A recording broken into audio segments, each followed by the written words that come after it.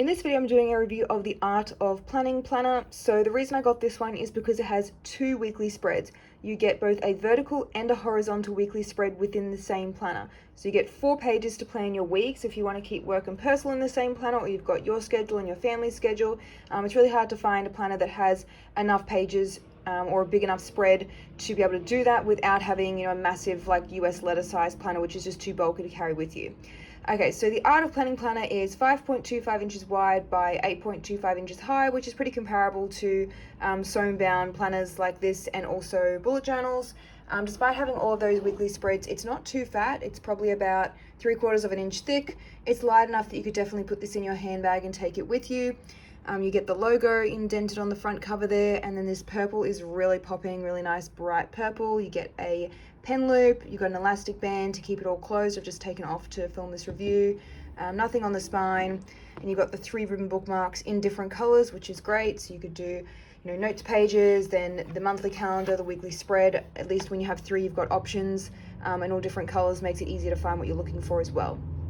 So when I purchased this planner in 2022, it made more sense obviously to have a 2021 calendar in 2022. Now that it's 2023, you probably won't be looking at this calendar, but that's fine. You can just resize a printable and glue it over the top, or use some washi tape, and then you can use still the bottom section of these pages. It's still quite a functional annual overview.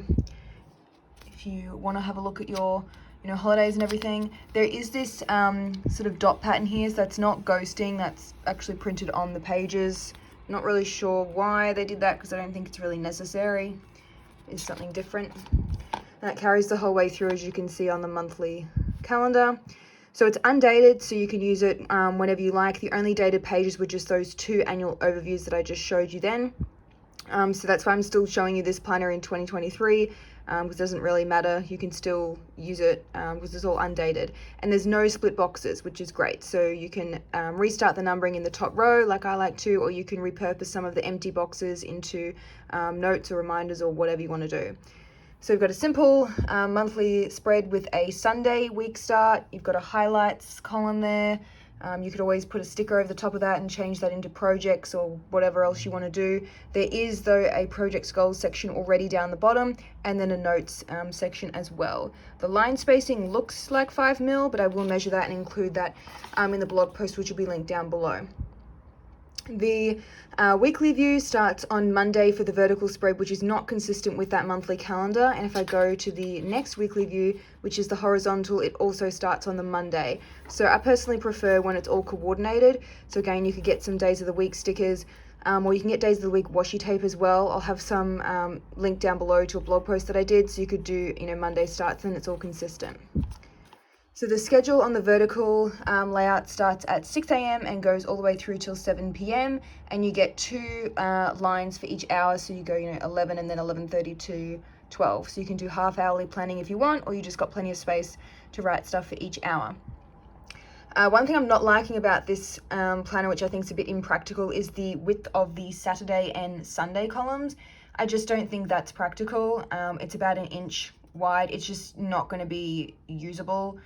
What are you going to be able to write, like 1 or 2 words? So I think that's a bit of a flaw. I know that a lot of vertical scheduling planners take out the schedule for Saturday and Sunday, which I don't use a scheduling layout, but if I was going to, I would probably prefer that too. So just so you have more space to write or move, Saturday and Sunday down the bottom here. Up to you. Maybe that's not a big deal for you. If you're using this for your work planner for your 9 to 5 Monday to Friday job, well then you probably just leave this out anyway and put some sticky notes over the top or cover it up. So it's probably not a big deal if you want to use the planner like that. Similar to the monthly calendar, we have a to-do section down the bottom and then some notes section as well. As you can see, the pages are laying flat, which is great. I'm not even anywhere near the planner and they're all laying flat, which is brilliant. I just keep going. You can see they're still laying flat. That's always a major pro for these sewn bound planners. So the horizontal spread, I really like this horizontal spread. I think it's nice and simple layout. You can customize it in multiple ways. There's enough width on the page that you could do 2 columns per day like this, continue it up for the other days of the week. You could split it horizontally if you want and have 2 boxes for each day, or just keep the one big box. The only con would be this dot background. it's just too close together for me. Looking at it, I think it's about 2-3 mil apart, which most bullet journal notebooks are 5 mil, and it really does like make a difference having it just that wider spacing, because I'm not really sure anyone's going to write this small to actually use this, you know, dot grid as a guide. It's just kind of like an annoying background. It would have been better if it was just a completely white box, or if they did the 5 mil spacing. And what's annoying me more about it is that the dots are a dark color. They're like black. If they were a light gray, it wouldn't matter so much. So I think that's the major flaw of this weekly spread, but otherwise really love it. And if you're someone who's not sure if you want a vertical or a horizontal planner and you want to try both, well, you can do that with this planner because you get both. So the monthly calendars are interspersed throughout all of the weeks, and the planner will last 12 months. So if I keep going, you can see we've got all these pages, loving this bright white paper. And at the back here, we have quite a large note section. Get a fair few pages in there. I will count how many and again include that in the blog post. I really love the banner little title accents throughout this planner. I think that's really nice. Bit different than just the text that you see in most. But again, this back pages unfortunately have that really close together dot grid, which is kind of annoying, and it looks very busy. And then on top of that, they've got this dot pattern faded thing behind it, which just makes it look even more busy. So I feel like that can go and make the dots wider, and then it would be a lot nicer to use. You get heaps of those. There is a pocket folder. There's nothing in it. Doesn't come with any stickers or any accessories or stencils or anything like that. There's that pen loop.